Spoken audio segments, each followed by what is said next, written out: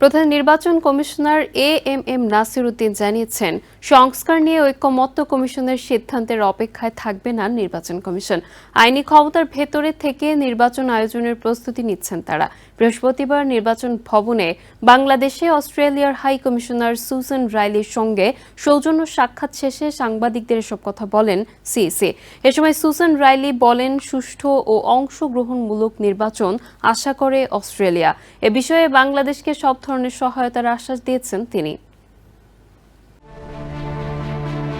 বাংলাদেশের বর্তমান পরিস্থিতি ও নির্বাচন নিয়ে বৃহস্পতিবার সকালে নির্বাচন ভবনে প্রধান নির্বাচন কমিশনার এএমএম নাসির উদ্দিনের সঙ্গে বৈঠক করেন বাংলাদেশে নিযুক্ত অস্ট্রেলিয়ার হাইকমিশনার সুসান রাইলি। প্রায় ঘণ্টাব্যাপী বৈঠক শেষে সাংবাদিকদের সাথে কথা বলেন তারা।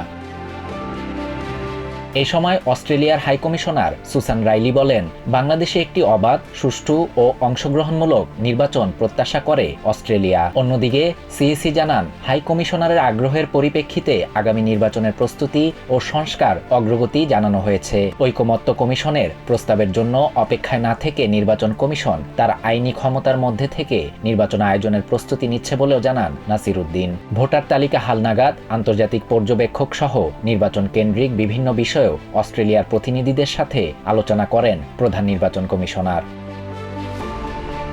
এদিকে ঢাকা দক্ষিণ সিটি কর্পোরেশনের মেয়র হিসেবে নির্বাচনী ট্রাইব্যুনালের রায় পাওয়ার পর গেজেটের বিষয়ে জানতে সিইসির সঙ্গে সাক্ষাৎ করেছেন বিএনপি নেতা ইশরাক হোসেন। তিনি বলেন, ঢাকা দক্ষিণ সিটি কর্পোরেশনের মেয়র পদে তার মেয়াদ কতদিন হবে তা গেজেট হওয়ার পর আইনজীবী প্যানেলের সঙ্গে বসে বিস্তারিত জানাবেন। Shahriar Shafat, TVN 24 news desk. New York থেকে সম্প্রচারিত টিভিএন 24 টেলিভিশন বিশ্বজুড়ে বাঙালির কণ্ঠস্বর।